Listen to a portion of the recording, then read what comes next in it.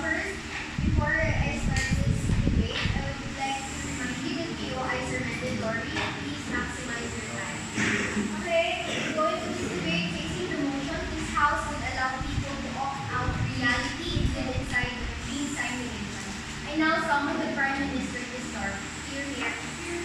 Here.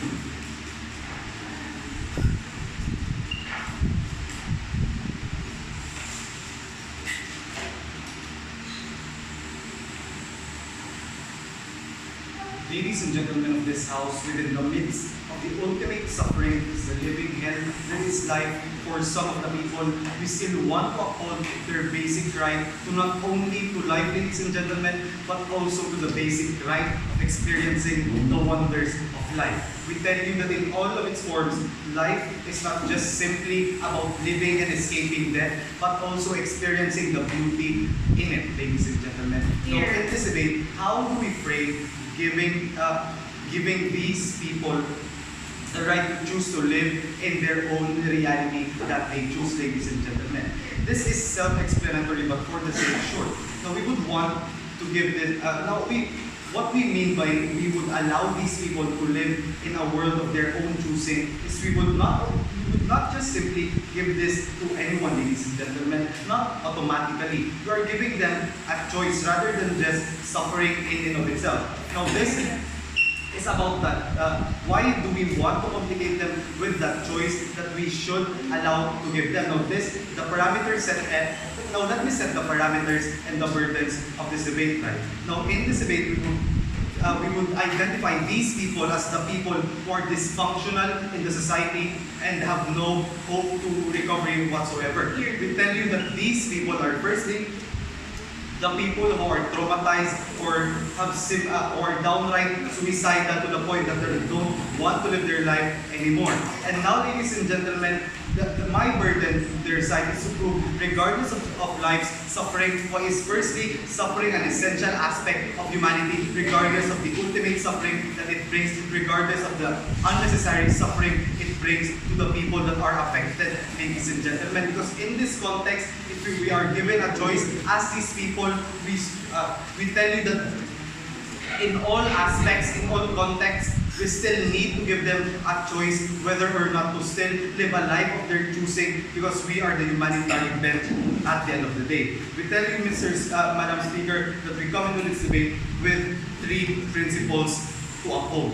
Firstly, hedonistic egoism. Regardless of how dirty it sounds, ladies and gentlemen, this is essentially the upkeeping of one's life and the primal desire to escape suffering and to seek pleasure at the end of the day, ladies and gentlemen. Because we cannot deny the fact that humans primarily strive for the escape of pain rather than just simply wanting for pain at the end of the day. And this is not about why we want to this should not be about if it is possible or whatnot, but rather than is it justified as a necessary aspect of humanity wherein pain is ultimately present. We tell you that these people simply don't have the will to live at the end of the day. Because in this debate, we're giving them the choice to live a life that they want to live at the end of the day. Secondly, we value the essence of humanity because we're giving them essentially a purpose wherein we give them a new life and essentially a new purpose to their newfound life, ladies and gentlemen. Now, they should tell us why giving them purpose to live, ladies and gentlemen, is upright wrong at the end of the day. And thirdly, the essence of being a human is not just to live, but also to survive at the end of the day, ladies and gentlemen. Now, they should argue about that, right? Justifying why suffering to this point of wanting to kill yourself is a necessary aspect of being a human being. Because in my framing, firstly, people of the primal want to feel pressure instead of pain. And secondly, this is about the justification of whether or not not, we should allow it to happen. And we would give this to the dysfunctional people of society who have basically no contribution to society whatsoever. Now, ladies and gentlemen, I have tackled to you about the principles that we want to uphold in this debate, entirely justifying this act of giving them a new life. And the government, the opposition bench might say that this is assumptive of us to tell these people that they could have a life of their own, but we are just giving them, not forcing them to have a chance at a new life. Because, ladies and gentlemen, human life is not just simply about surviving, but rather experiencing and wanting to live. We want to give them that will to live, rather than just them simply continuing to live their life of misery at the end of the day, ladies and gentlemen. Because if you are in their context, ladies and gentlemen, you would still want to do that choice of giving your life a new purpose at the end of the day. And therefore, we find that it is ultimately justified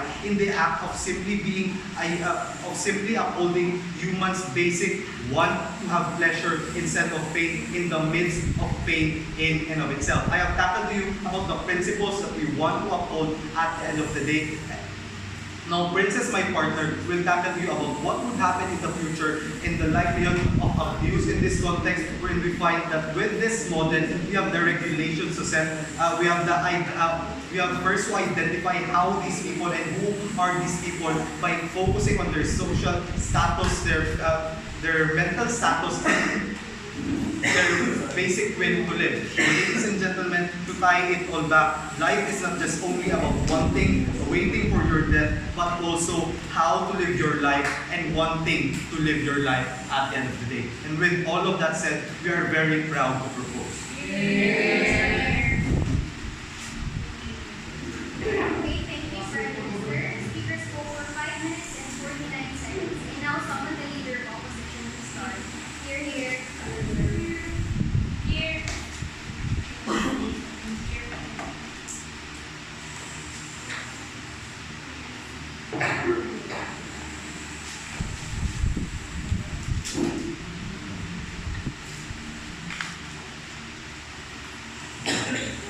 Madam Chair, the reason why our existence is so treasured is because of the human consciousness itself.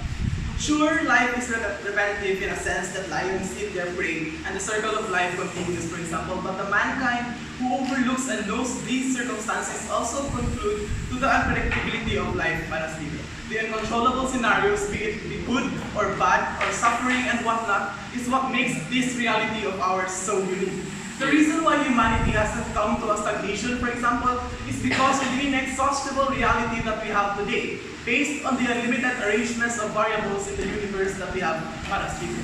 Before I move on to my constructives in attacking the whole motion itself, we first need to take a look at how PJ has set the parameters in this debate.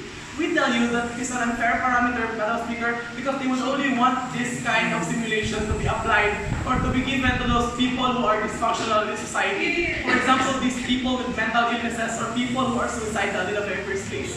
First and foremost, Madam Speaker, this is very discriminatory coming from PJ. There should be no justification. There is also no justification as to why do they not just give it to everybody so that the choice is for all. It should be allowed to all the people in society, for example, Madam Speaker.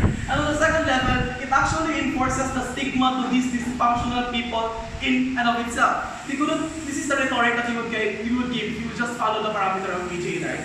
They couldn't achieve anything to life, so they should just give up. They should just proceed to this kind of situations in the very first place. And we tell you that it's very wrong, Madam Speaker. Our clash in this debate is very simple. We want to protect the essence of living in this reality that we have right now. Before that, Madam Speaker, let me characterize what the essence of living in this reality, right? Because that is important. We tell you that suffering is a part of living and existing no matter how unnecessary or no matter how much it hurts you or the people around you, Madam Speaker. The existentialist framework, for example, of a person necessitates suffering no matter how intense, because that's how we actually lived in from the beginning, Madam Speaker, and as to now. And we realize and we also know that it is a necessary element in living of life, for example. On to my constructives, first, Madam Speaker, is the pragmatics.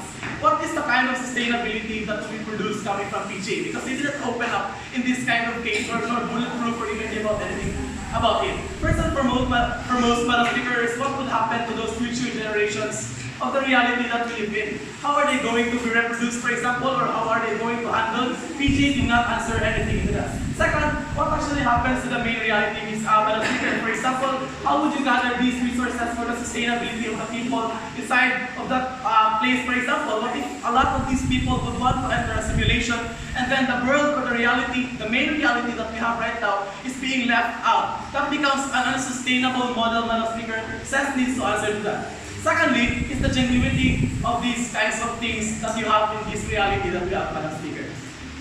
Sure, the reality is a replica of today, but the feelings, the connections, or even the relationships you build, Madam Speaker, are entirely of your choosing by the sense that you would want to enter this kind of simulation in the very first place. And we tell you that it is harmful, Madam Speaker, and it is very reprehensible because you control and you choose what happens. In that case, you already limit the reality that you would live in, and it hurts the essence of living or the existence of yourself itself, Madam Speaker. We concede that bad things happen, sure, and we want it to continue happening as long as the essence of living in our reality is kept intact. We tell you that that is the most important thing here in this debate, rather than just trying to give up or just trying to alleviate the pain or suffering that you have in the very first place. Last argument, Madam Speaker, is the culture argument. What kind of culture would this breed to the future generations, or even if the social implications that this would have in our main reality, Madam Speaker? We tell you that this kind of culture that PJ has driven to us would actually justify abandonment, Madam Speaker. You couldn't handle your current situation, you just leave and you enter this kind of simulation. How about those people that you left behind in terms of suffering, for example, Madam Speaker? That actually hurts the main reality that we live in, and it produces a kind of stigma or even a mental framework into which if you couldn't handle anything, then you just need to give up, and you just go into the simulation into which you could choose the reality that you want to live in. And you live in, we tell you, Madam Speaker, that if PJ tries to triumph this sense of utopianism, or into which these people would want pleasure, maximize, Madam Speaker, and would want the least pain, then they would be living in a utopia, Madam Speaker, into which everything is good and is pleasurable to them. And we tell you that it is not living, or the essence of living is not found there in the very first place. The culture it brings out to the main reality is also this. You could easily escape things and quit, Madam Speaker. So what, Madam Speaker, and what is the importance of this argument? Number one, it actually becomes, this is the case. These people inside the main reality, for example, will no longer be incentivized to work for the future generation or to sustain the kind of lives that they have inside the main reality. That goes back to my sustainable development, for example, argument, because that is also important to be kept intact, Madam Speaker, because we need to try to take a look at the future that this reality would have, even in the main reality, Madam Speaker. The society it produces will actually go into a sort of stagnation, Madam Speaker, into which these people themselves would no longer strive for something or no longer strive to alleviate pain, because they will just go into a simulation into which everything is happy, into which a simulation where everybody is actually pleasurable and good for them. And we tell you that actually defeats the meaning or the essence of living itself. And those kinds of cases, Madam Speaker, are important because we want to protect the essence of living and the reality and the existence that we have right now. If you would want that, Madam Speaker, you go on with opening opposition. Thanks. Okay, thank you, Leader of Opposition. Speaker spoke for 6 minutes and 4 seconds. I now summon the Deputy Prime Minister to start. Here.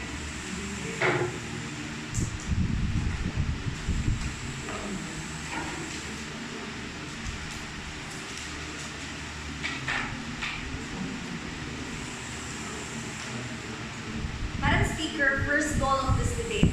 Where is humanity best upheld, and where do we best find the reality of, or the essence of living itself? Because we have to realize that the essence of being a human, Madam Speaker, we think is lost if there's no purpose of living. If you as a person cannot be anymore be a socially significant towards the society, if you cannot be used as a commodity anymore. But our stand is clear and simple.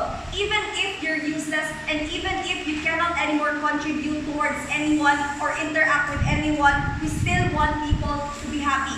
But even if engagements, firstly, Kennard tackled about the essence of living itself, because he told you that the essence of living is when we experience suffering. But it is very hypocrite, Madam Speaker, because as of today in the status quo, people will always try to eliminate the suffering in their lives. People try to studying hard in order to become a doctor, in order to become a lawyer because they don't want to be poor. People strive to go into school even if they don't want to because they want to be rich. They don't want to experience the pain in life and they don't want to suffer. Meaning, what's the difference, Madam Speaker, between catering? Between automatically eliminating suffering itself and experiencing suffering in a prolonged way. Meaning, we're acknowledging the essence of automatically eliminating these kinds of things. Because if Kennard wants suffering in life and at the same time he still goes to UIC, for example, even if he doesn't want to, then still he is striving hard to become successful in reality. He's still striving hard to be a psychologist someday, for example. Things like that. Meaning, the suffering in the status quo itself, it's very hypocrite to argue that you want suffering, but at the same time, you're striving hard to eliminate that kind of suffering. Still tries to eliminate suffering, but in a prolonged manner, Madam Speaker. And that is something that we need to address. The spirit of the motion is this. Burden number 1. Why is automatically achieving that necessity necessarily bad? Or why is automatically eliminating that suffering different from prolonging that suffering in the end? But secondly, about the parameter argument or parameter challenge, Madam Speaker, the thing is, we want only dysfunctional people to be offered these kinds of things because we think that they can no longer socially interact. They can no longer have the living or the essence of living itself. Meaning, it's quite justifiable to give them or make them still be happy even if they can no longer interact with other people. We don't want to tolerate self-proclaimed depressed people, for example, to go into these kinds of machines because we think that it's not justifiable, Madam Speaker. But even if that's the case, they still need to address why is automatically eliminating this kinds of suffering bad, or why is it different from prolonging suffering coming from their case. But lastly, about the argumentations on Kennard by saying that happiness through social interaction. Madam Speaker, happiness itself is subjective. I can be happy by slapping one another, or Kennard can be happy by socially interacting with other people. It's subjective, Madam Speaker. We think coming from our side that if you are given the freedom of choice to choose between going into this reality and into that reality, then it is justifiable because you as a person knows what you want. You as a person knows what can make you happy. Kennard cannot tell me that I can be happy by drinking coffee, for example, because that is subjective and you cannot impose your happiness on me. But firstly, let's discuss. Number 1, our model. Again, we wanted to be free towards dysfunctional people only because we're giving them a freedom of choice to still experience life, to still experience being human at the end. But secondly, what really is living, Madam Speaker? Because Kennard just tackled about a vague explanation on suffering itself and its essence as a human. Madam Speaker, again and again, people live in the status quo to eliminate their own suffering. So why is it necessarily bad, or why is it not justifiable to automatically eliminate that suffering in order for them to live and maximize that essence of living itself? It's very hypocrite coming from their side. But thirdly, let's talk about the essence of humanity itself, because it's not just about taking away the humanity, or it's not just about taking away the suffering of a certain person, but is it justifiable to change your own reality? This is why TJ was so important in this debate, Madam Speaker, because he tackled about hedonistic egoism. We cannot tell everyone, Madam Speaker, that the only way to eliminate or the only way to live your life is through utilitarianism, wherein you always value the goals or you always consider the majority. Because we have to consider, people are selfish, Madam Speaker. I can be happy with things that you cannot be happy, and you cannot impose your own happiness towards me. Meaning, if people are selfish, they will always choose the things that will make them happy. That is the essence of egoistic, hedonistic egoism, wherein people will always value the pleasure itself and will always try to eliminate pain. People live for the sense of happiness. People live for the sense of being comfortable and not by suffering.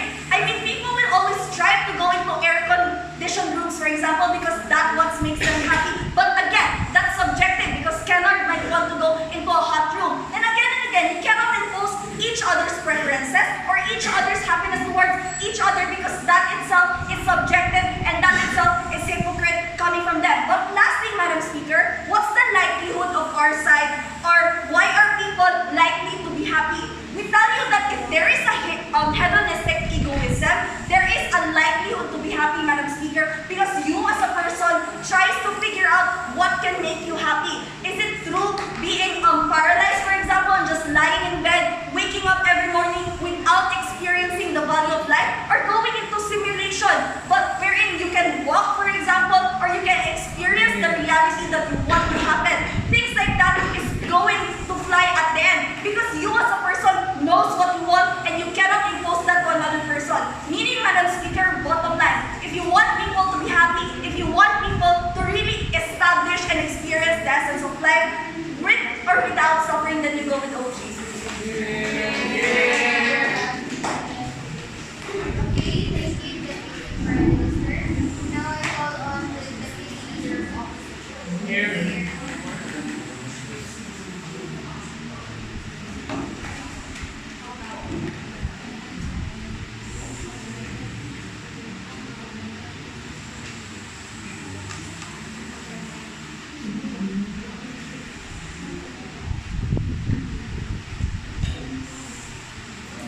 When people move out of reality and construct their own, we think that every single happenings and experiences are already pre-thought because we cannot imagine something that isn't in our mind or we have no background thereof. Meaning, the world that opening government paints is a world wherein people's experiences, the adventures that they have, are mere repetitions of what happened in their past or mirror of what they fantasized before.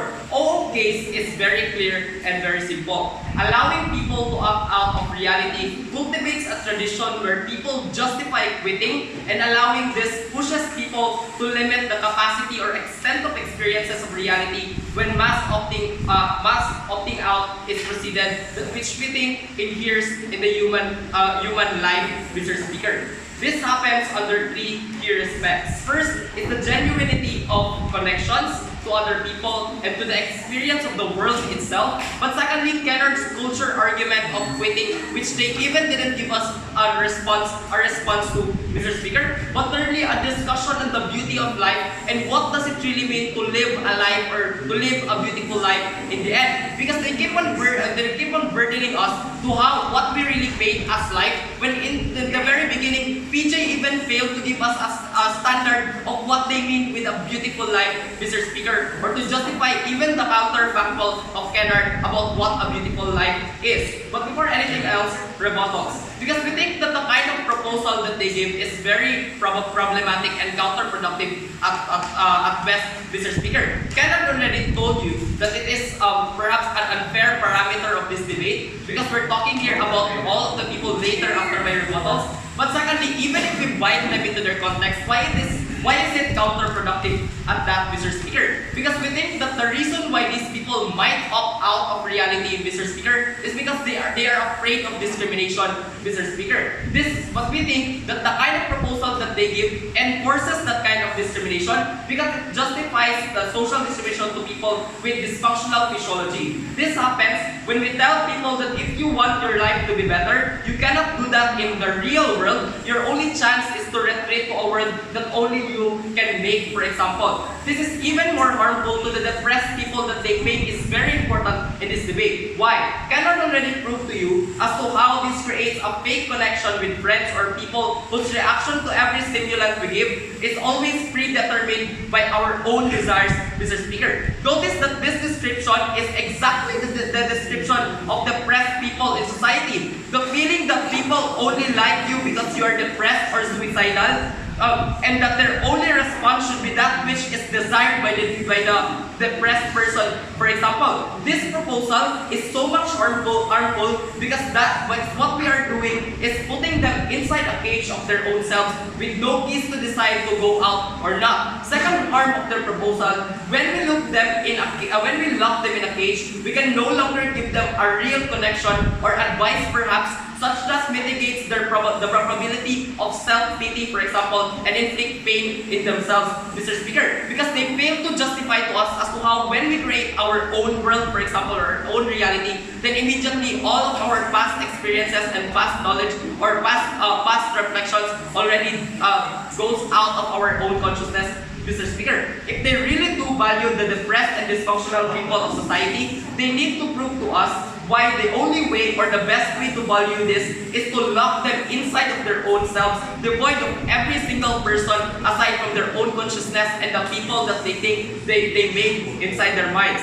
This is illustrated by how Seth told us that these people no longer interact with other people. We think that this is a clear illustration that they take away the connection which we think inheres with the human life and the beauty of life itself. But secondly, Seth talked about the commodity. We don't think this is the case because under their model, they are using the press, for example, as a commodity such that they use themselves to create their own reality. Meaning that even if they are already outside the reality, they are still using themselves as a commodity. And take a look at, notice, Madam Speaker, that if we go with their proposal, we're not telling them that we unchain them from the commodity or manipulation of the world, but we're also putting them into a manipulation of their own selves. Before I proceed, PJ. The reason why we limit the use of this is because when you give it to all of the people, it would create a society where the people will use this all over again. Creating a dystopian does justify our model. Because if you go in your side, it would be unjustified in our part. But notice, Madam Speaker, that all of my responses were not actually trying to tell them that their parameter is wrong. But we think that although Kennard already did that, I, as a deputy leader of opposition, tried to assume their case and tell them why it's still wrong even in that case of their parameter, Mr. Speaker. But to continue, they also tackled about suffering. Clarification about this kind of argument from Kennard. We think that suffering is to be eliminated because we need to pursue our life, for example. But the experience of suffering, the legitimate experience of suffering is important because this is where the beauty of life begins. The reason why I like my life today is because I get to transcend borders every debate competition that I have. Even if I suffer because of my voice perhaps, or even if I suffer because sometimes because there are motions that I do not know, for example, Mr. Speaker. But that's the exact definition of the beauty of life. Sometimes we don't know what our life gives us, but we think that this kind of suffering is exactly the reason why we choose to live, because we know that we are not only living in a simulation, that we only know what happens next, that are not predetermined by what we want or what we desire at best. Government needs to elevate this debate into saying or into proving or justifying, for example, Madam Speaker, as to why this kind of life coming from them, the kind of life that doesn't even give you a full extent of experience, for example, is justified and can be called life at that, or not even an existence or mere existence. They need to prove to us why that's the case and not merely a mere existence of another reality that is fake. Thanks.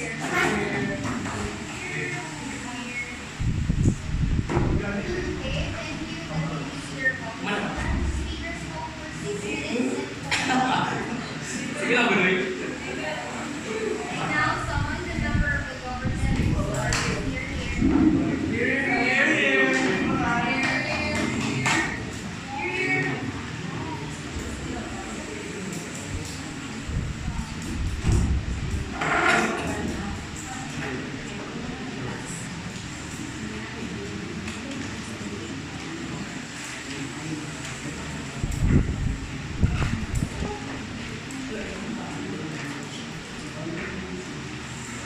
Madam Chair, I didn't choose to become Hangitan at the end of the day. So does my partner Nurhata.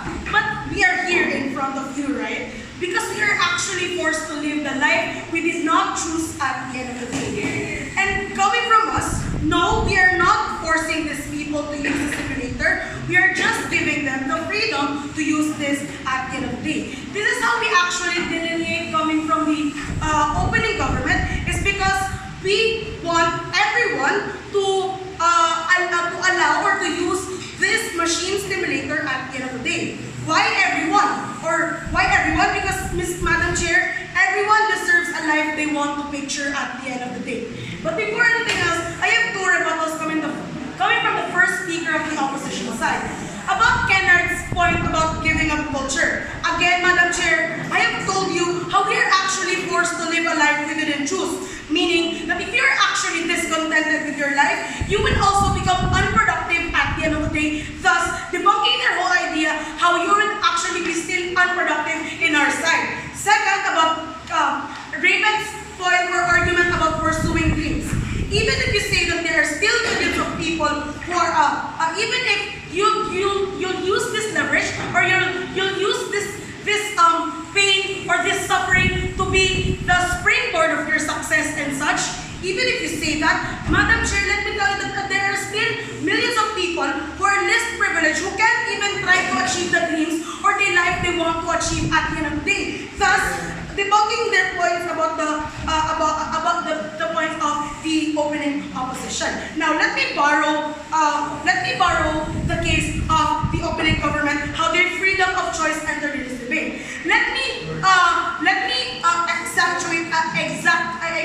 emphasize that, or let me clear to you that in our side, we're actually giving these people the choice to pursue or how do they pursue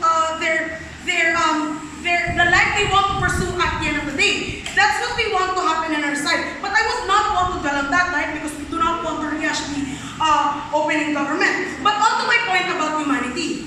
Madam Chair, how mental illness such as depression, anxiety, and such have wiped out the world's population at the end of the day. Thus, leading me to my pragmatic argument, how these machine stimulation might be a way to cure other types of mental illness at the end of the day, Madam Chair. Now, if you would like to take a look at that, Madam Chair, is that we're actually giving a chance for these medical people or these psychological medical people to intervene those medical illness at the end of the day. Thus, that's why in the future, we do not want to, that's why in the future, we will not depend on these machine stimulations anymore because we have used this machine stimulation as a springboard to develop the cure for these kinds of mental illness at the end of the day. But before anything else, I have failed to I have forgot to rebut about Kennard's about Kennard's point on how there are actually families who are left depressed because they just the culture of giving up. But let me clarify it to you, Madam Chair, that this actually exercise freedom of choice by experiencing that moral dilemma in life. Meaning that if you are actually living, there are lots of moral dilemmas because since these machine stimulations have heavy consequences at the end of the day, it gives you the moral dilemma that should I do it or should not, or should I should not do it at the end of the day, Madam Chair. That's why we think, Madam Chair, that at the end of the day, this exercise of freedom will still fly. But before anything else, yes, Kennard. The info slide already assumed that the process of going into these simulations is irreversible. How is your medical research on alleviation of pain, for example, functional in that kind of work? That's why, Madam Chair, let me, about the medical argument, Madam Chair. Now, how is this actually possible is that these medical, since we have a lot of people, or there are people who would actually consider in doing these machine stimulation at the end of the day, Madam Chair, is that even if it's still irreversible at the end of the day, even if we sacrifice these people at the end of the day who go inside the machine stimulation, at least we're preventing the damages in the future. At least we know what to do. If there are some instances that mental illness will wipe the world's population at the end of the day, Madam Chair. That's why we think, Madam Chair, that even if we sacrifice the past, or even if we sacrifice the people who are part of these people who undergo machine stimulation at the end of the day, at least we're creating some things in life that could make an impact in the future. But let me go back to my argument about humanity. Later, sit down. Let me go back about my argument on humanity. How these mental illness such as depression, anxiety have wiped out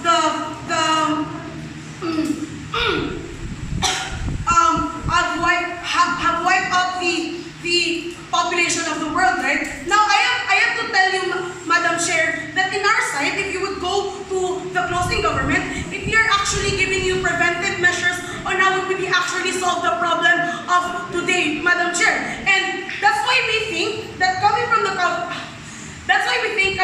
closing government, that even if we sacrifice these people in present, at least that we are addressing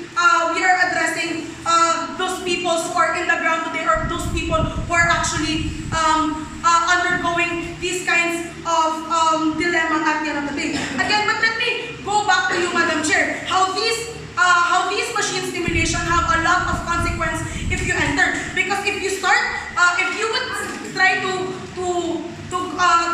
enter, or you would commit to this machine stimulation, there are big consequences such as what Kenneth told you, how you would actually leave your people in your life at the end of the day. Again, Madam Chair, that if the essence of life is to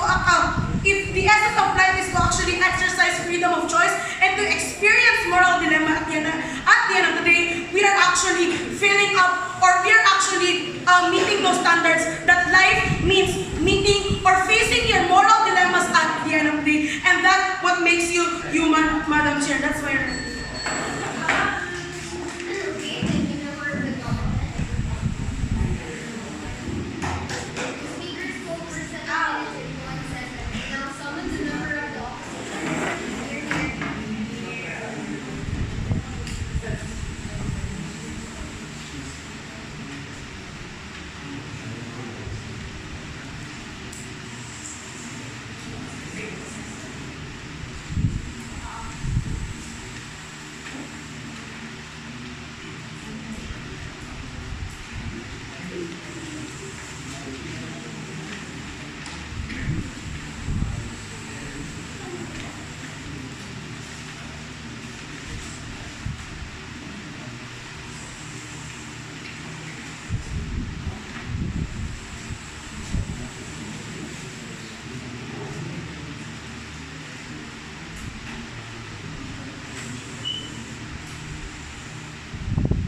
Madam Chair, we live in a world where preferences are progressive. Be it when you are still a child or when you progress as an adult, we believe that preferences to be happy is something that's progressive and not limited to the state that you're in, especially when you're in a time that you're terminally ill, or that you have cancer in this matter or whatnot, for example. Or even when you are in a state that you cannot move, for example, that you're dysfunctional. The harm is coming from the closing government, Madam Chair, is that it's really harmful because you're going to stop this to everyone at the end of the day. What does it mean? And the other thing that you have to consider is that the open exchange have failed to even give you when will this likely end, or how will this likely end, especially to people who want to go in this utopian world where you want to live in there forever. We tell you, coming from the closing opposition, that we're going to clinch this debate by introducing death as a means of end, and how death should be authenticized for you to actually fulfill your life at the very end of the day. Because coming from the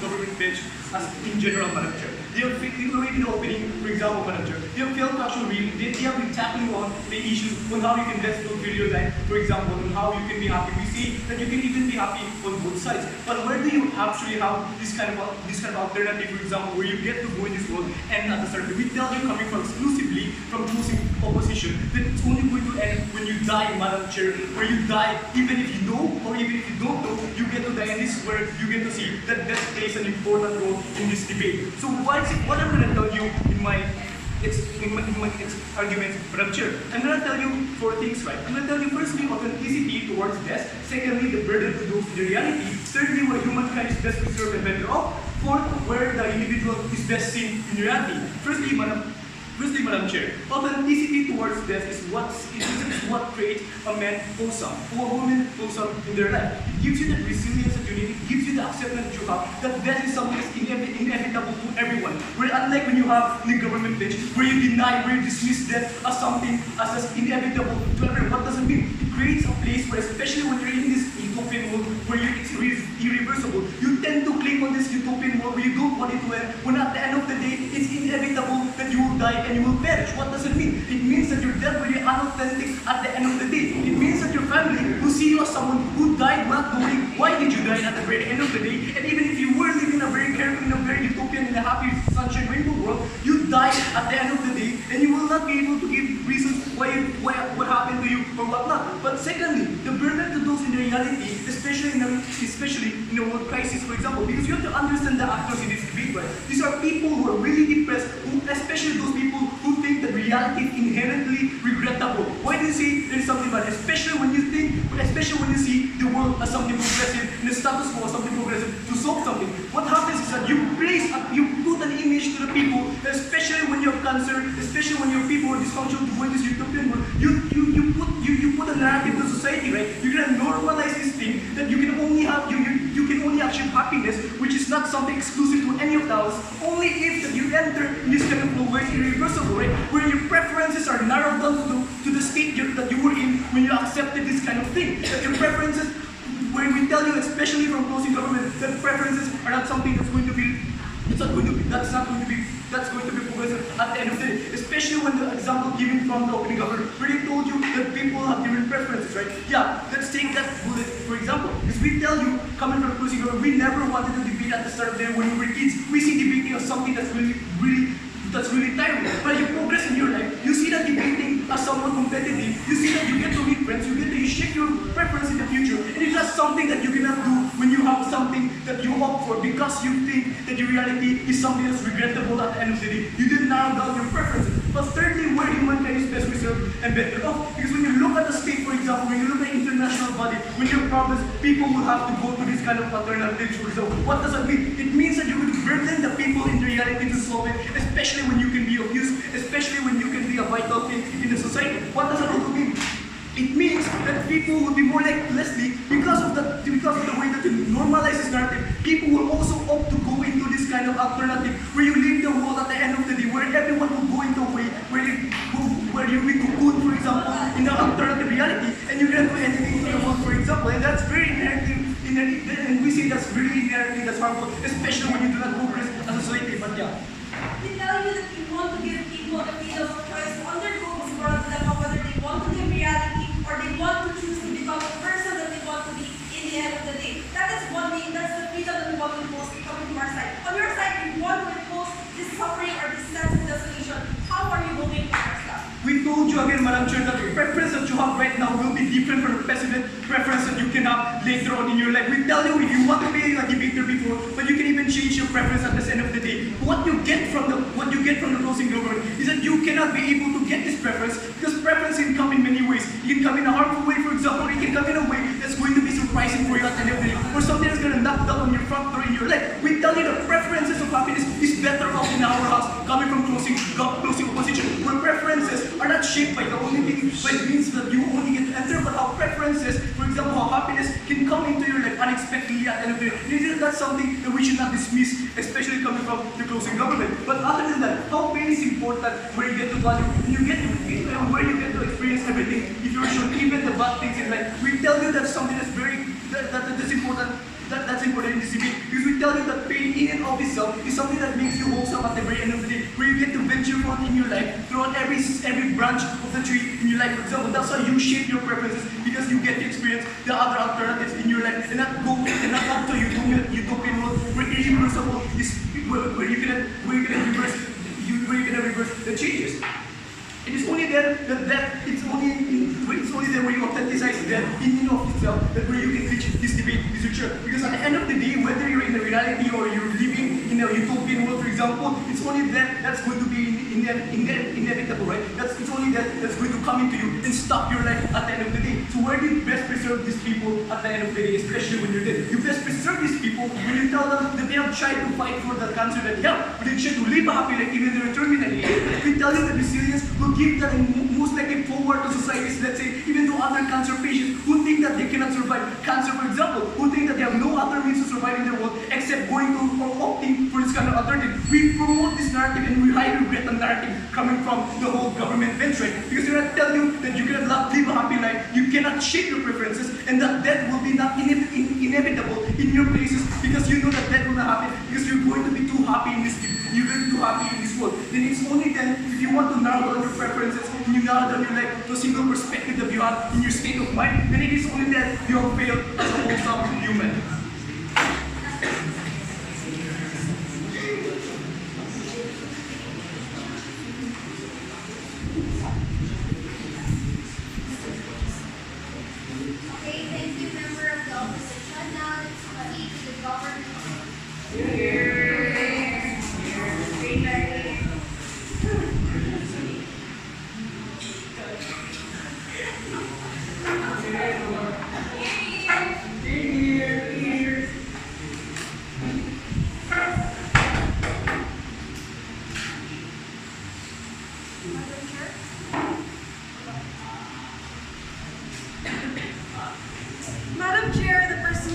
happiness and the freedom to choose and experience moral dilemma, for example, is the essence of living itself.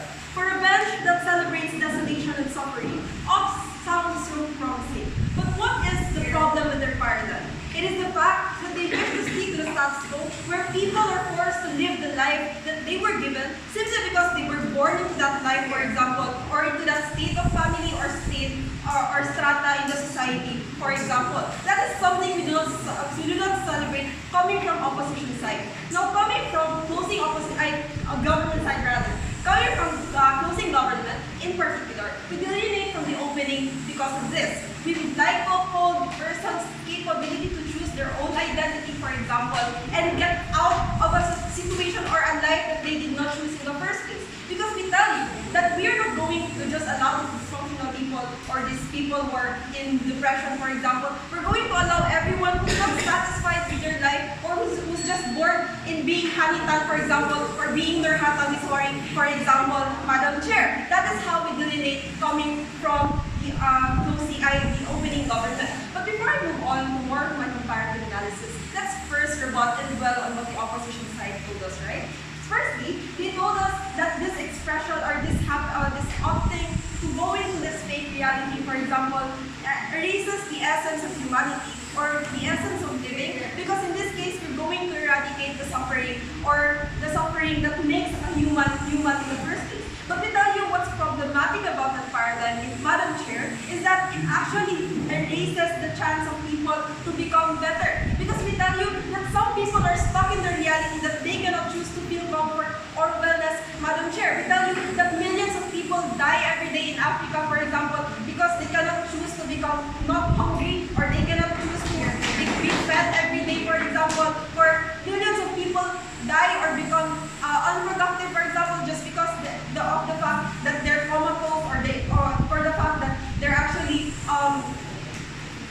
spiralized, for example, Madam Chair, right? That's not something we want to do.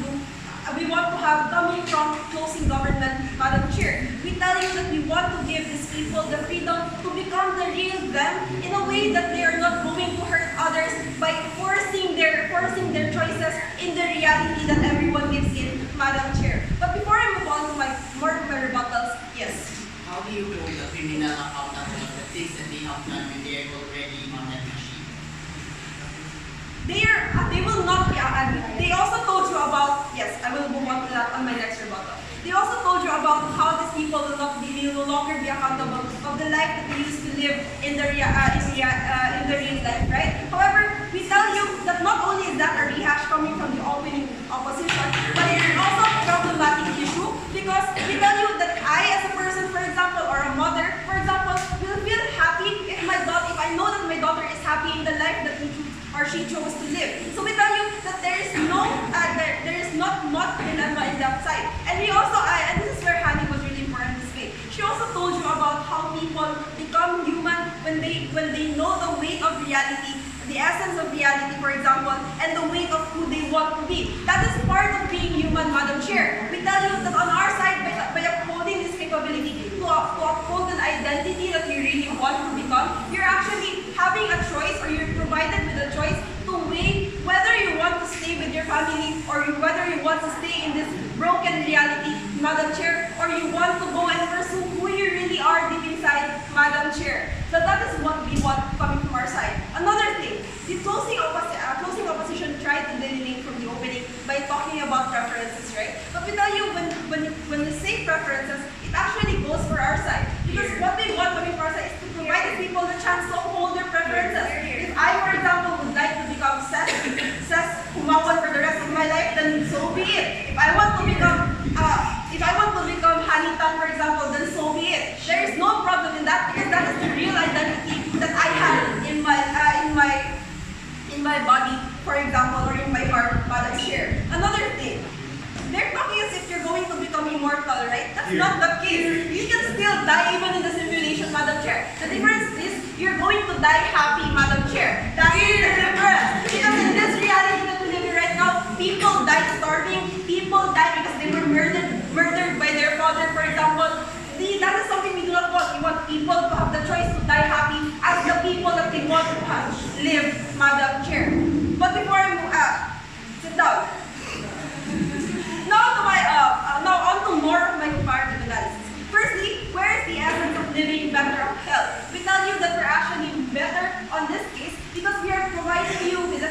capability to overcome moral dilemma. In this case, we're giving you the weight of whether you want to uphold your identity or whether you want to stay in this broken family. For example, we're giving you that sense of choice, and you are going to we're actually amplifying the sense of humanity, wherein you're going to be capable of choosing. Yes, Rick?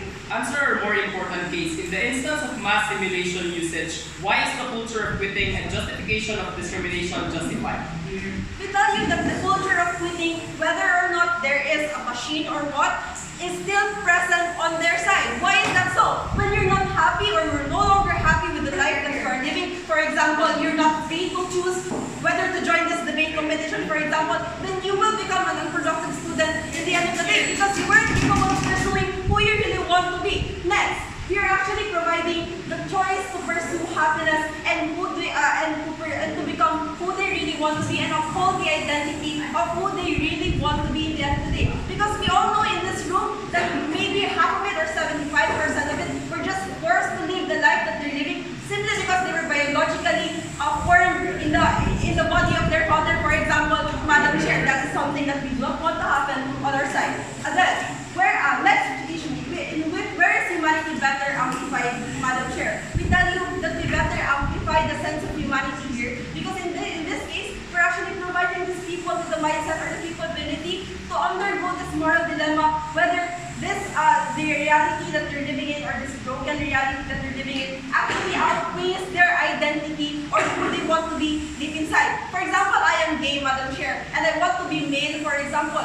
And what happens there in my life, I want to be male, for example, even though I was born female. In this case, I will be able to weigh whether I want to live a life in the simulation wherein I'm actually a male or stay here in this reality wherein I can fight for gay rights, for example, Madam Chair, right? There is a choice or sense of humanity and choice in our side. Now, what is the likelihood on our side is that there is actually more likelihood for these people to not go and cramp up in the simulation. Because what happens here is that even if it actually seems like heaven in the simulation, at least there is still a moral dilemma or people are still capable of choosing. On our side, Madam Chair, it's clear that not only are we upholding the sense of humanity, the sense of choice or freedom, but we're also upholding the person's sense of identity. And I want you to uphold who you really want to be. Thanks. Okay, thank you, Governor Flip. Now is someone else who's going to start here.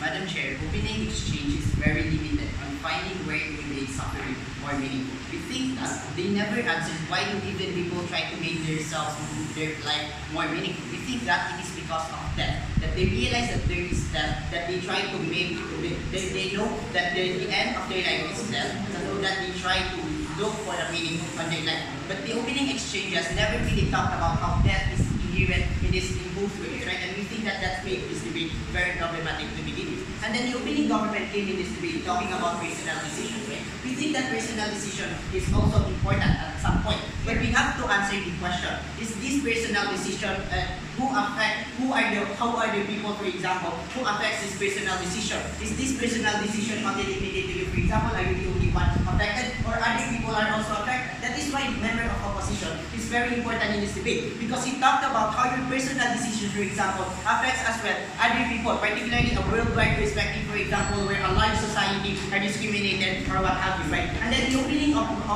opposition came in this debate trying to find how do you make yourself more meaningful in reality, but never talked about why do the people trying to make look at the meaning of their life. Sit down and not get to my argument. But secondly, the closing government came in this debate and contributed nothing at all. They react, and other than cheering up UICA, nothing, right? So I'm going to analyze one the cases of my member of opposition, right? First is, I'm going to talk about the micro level analysis of the harms and benefits and the macro level analysis, right? And we think that this is going to be exclusive only under the closing opposition. Because we have to understand, right, that is present in both worlds, right? And I think my MO already told you that most likely the people who will live here are those depressed, that has health problems, for example, or what have you. And it's not as if we don't want them to live their life happily, right? But however, once we make them live in these machines, for example, what happens is we let them think that the world is perfect, disregarding the fact that they are dying in reality and that they still have the time, for example, to spend with their family, for example, or what have you. This is where our extension is very important. And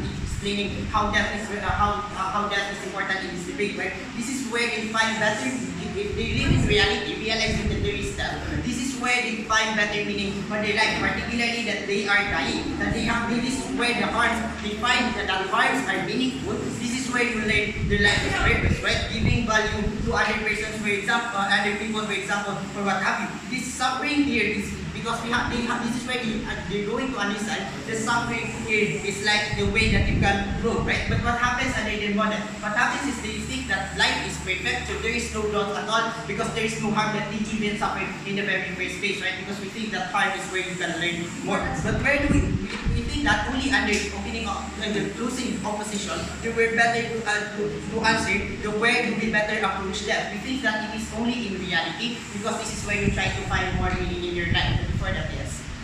We already talked to you about how death is still present on our side. So what exactly are you fighting about? Exactly. Death is also present in your side. But however, we answered why death is present in your side. But however, we answered how do you better approach death in our side, right? We think that is better in our side because we realize that there are really suffering. Other than living a perfect world, that you think that there are in a perfect world, that you do not even try, even if there is death, you don't think of death because you're blinded of this perfect world, for example, or happy. But secondly, only under the closing opposition that we're going to tell you the macro level and we're going to discuss to you the macro level analysis. This is down. We have to understand that individuals opting out to leave these machines, for example, are not only those who are sick or what have you, which is very limited under the opening government model. Because we think that people also who's going to leave these machines are politicians, for example, who have ruined the world. Like who are we talking about, for example, like those individuals, for example, who has committed like genocide